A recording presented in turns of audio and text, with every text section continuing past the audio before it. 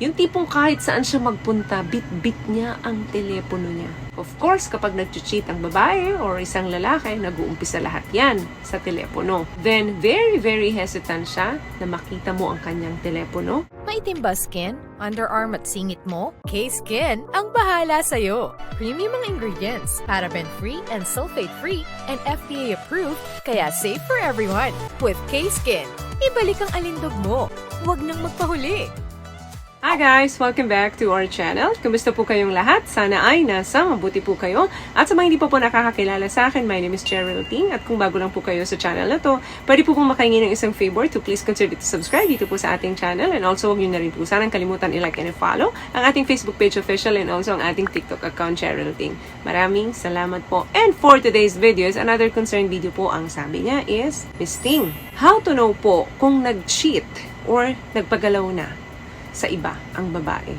Pakiramdam ko kasi may milagro ng ginagawa ang GF ko. Okay, yung mga pag-uusapan po natin dito ng mga senyales is only maybe. Meaning, hindi tayo sigurado na 100%.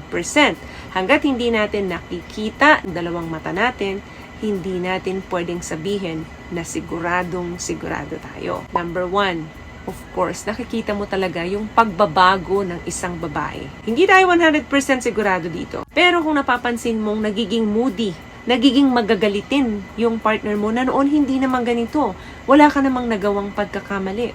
Basta na lang nagsusungit, nagiging mailap sa'yo na dati naman ay malambing, pwedeng senyales nito. Meron siyang ibang nagugustuhan at napupunta sa iba yung atensyon niya. Yung tipong bigla-bigla na lang may mga random fights kayo. Mga bagay na hindi niyo naman pinag-aawayan dati, ngayon pinapatulan niya na. Mapapansin mo talaga na nag-iba na talaga siya. Pangalawang senyales, hindi lang yung kanyang pag-ugali ang nagbabago. Even ang kanyang body language. Mapapansin mo sa kanya na kapag kausap mo siya, hindi siya tumitingin sa'yo direkta. Yes, mabilis siyang mairita, malikot ang mata niya, lahat tinitingnan niya, except you. Tingnan ka man yan, pero kulang na ang eye contact niya sa'yo. Mapapansin mo sa kanya, magalaw yung katawan niya, magalaw yung mga kamay niya. Akala mo nangangati siya or hindi siya mapakali sa tuwing magkausap kayo. Kapag may mga tinatanong ka sa kanya at sumasagot siya, malikot ang katawan niya. That means, hindi siya mapakali, posibleng nagsasabi siya ng hindi totoo sa'yo. Pangatlo, nawawala na siya ng interest sa'yo. Ang isang babae, kapag nag-cheat yan, normal, mawawalan ng interest yan sa'yo.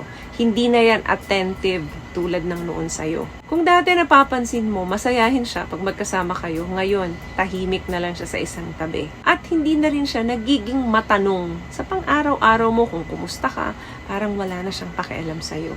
In other words, nagiging distant na sa'yo ang isang babae. Kung noon, kapag nakikita niyang stress ka, tatanungin ka agad niya kung kumusta ang araw mo, kumusta sa trabaho mo. Ngayon, hindi niya na mapapansin yon. Kasi nga, wala na yung attention niya sa'yo. Possible na kapag ganito ang babae, may iniisip ng iba yan. But again, hindi ko po ibinibigyan ito ng 100% na tumpak. Madalas, ini-ignore ka na rin yan at nakafocus na lang siya sa kanyang sarili para maprotektahan niya ang kanyang emotions. Or sinusuppress niya yung feelings of guilt every time na magkasama kayo. Another thing, busy all the time. Lately ba napapansin mo is mahirap nang i-reach out yung girlfriend mo. Bigla-bigla nagiging busy siya or yung schedule niya bigla-bigla nababago. May mga appointment kayo or may mga pinag-usapan kayo na bigla na lang niyang kinakancel. Madalas nangyayari ito. Tapos yung mga schedule niya naman madalas late niya nang natatapos. Possible kasi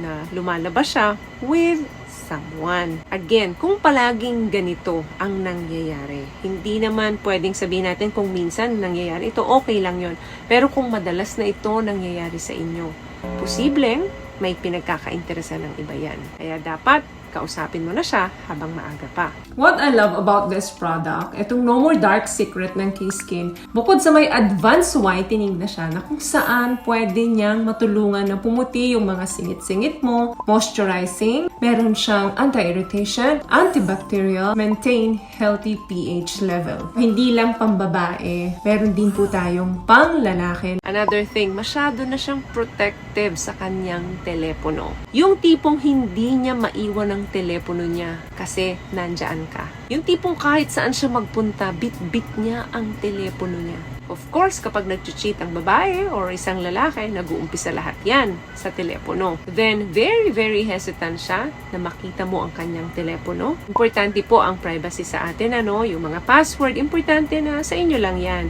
Pwede rin naman i-share ninyo, pero kung di kayo comfortable, pwedeng sa inyo lang yan. Hindi naman ibig sabihin nun, may ginagawa na kayong masama. Pero kung nagre-request ka na pwede bang masilip ang phone mo at nakita mo super defensive siya, to the point na inaaway ka na niya, red flag yan na posibleng may tinatago siya sa telepono niya. Another thing, masyado siyang nakafocus sa kanyang appearance. Dati, okay lang yung simpleng pulbo, lipstick. Ngayon, todo ang kanyang pag-aayos. May mga sudden makeover siya, simula ulo hanggang paa. Pwedeng senyales siya ng cheating, lalo na kung hindi mo naman nararamdaman na para sa'yo yung pagpapaganda at pagpapasexy niya. Walang masama kung masyado mong inaalagaan ang sarili mo. Lalo na kung para sa'yo ito at para sa partner mo. Pero kung medyo drastic or masyadong mabilis yung kanyang pagbabago, may specific reason yan. Kailangan tanungin mo siya ng palambing para makuha mo yung tamang sagot. Baka naman kasi gusto niya lang talaga magpaganda para sa sarili niya at para sa'yo. Pero kung sumagot siya ng pagalit or defensive, red flag yan. Mapapansin mo din, nagbabago yung hygiene routine niyan. Nagbabago yung pabango.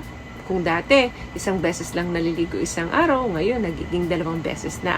Last one, ito very obvious to. Ayaw na niyang makipag-es sa'yo. Wala nang gana yan sa'yo. Wala nang kaamor-amor yan sa'yo pagdating sa ganitong usapin. Now, kung palagi niya itong ginagawa, of course, possible na sinisave niya yung sarili niya sa iba. Wala namang masamang tumanggi, lalo na kung pagod ang katawan, pagod ang isip. Valid reason naman yan. Pero, kung palagi ka na niyang tinatanggihan, yung tipong 10 times ka na nag-aya, then 10 times ka rin niya tinanggihan, red flag yan, na posibleng nire-reserba niya ang sarili niya para sa iba. Dati naman, regular ang pag-SEX nyo. Bakit ngayon biglang ayaw niya na? Hindi naman po porket ayaw makipagtalik sa inyo ng mga partner ninyo, that means nag-cheat na siya. Possible na mababa ang kanyang S-drive or wala talaga siya sa mood. So, the best thing talaga is kailangan mo siyang kausapin kasi baka may nangyayari na sa kanya na kailangan na ng tulong mo. Kapag nakikita mo ng mga senyalis na to sa kapartner mo, better na kausapin mo na siya ng mas maaga. Huwag kang mag-overthink or mag-isip ng kung ano pang dahilan. Kausapin mo siya para maintindihan mo kung bakit nangyayari ito or bakit niya ginagawa. So, may nakuha ka bang tips sa mga napag-usapan natin ngayon? At kung nagustuhan mo ang ating video, please give it a thumbs up, comment down below, and also share this video na rin po sa mga kaibigan na sa tingin nyo matutulungan ng video natin. Once again, palagi po kayong mag-iingat at palagi po kayong manalangin.